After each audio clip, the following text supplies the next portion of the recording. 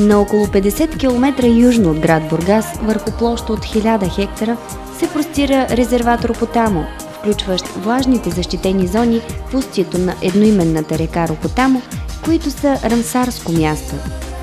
На територията на резервата се намират множество интересни и уникални природни обекти.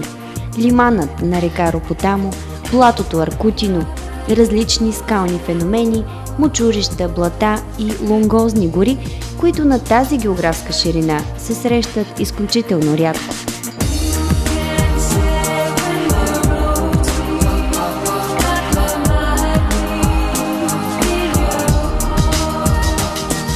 Река Ропотамо, даваща името на резервата, се образува от рекичките Росенска и Церовска, извиращи от Странджа планина, и има обща дължина 50 км.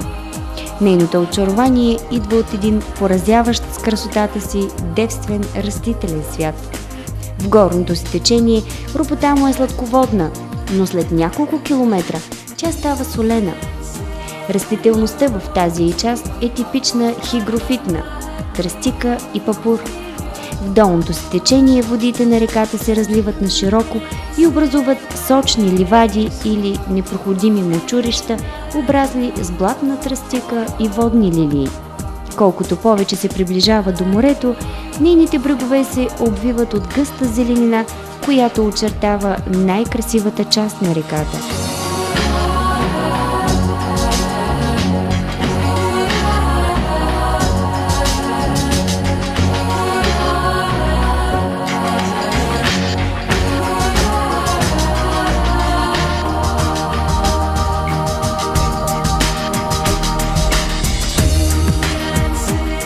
На около 2 км северозападно от устието на река Ропотамо се намира блатото Лагуна Аркутино или Мечешкото блато.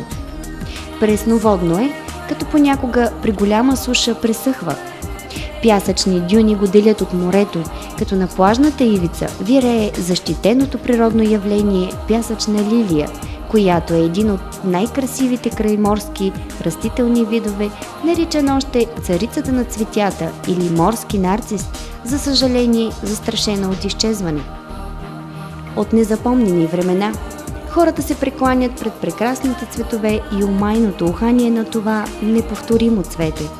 Френският импресионист Клод Моне е увековечил възторга и любовта си към лилиите, които цъфтят в неговото езеро, над 250 свои маслени картини.